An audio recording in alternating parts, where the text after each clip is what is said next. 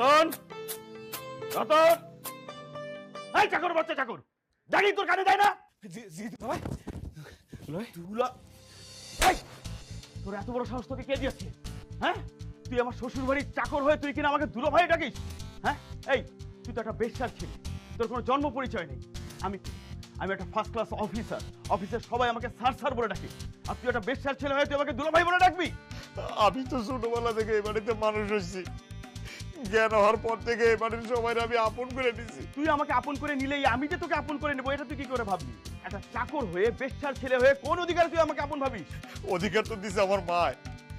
ঠিক আছে, আপনারা তুলাবে বললে যদি আপনার মান সম্মান চলে যায়, আজকে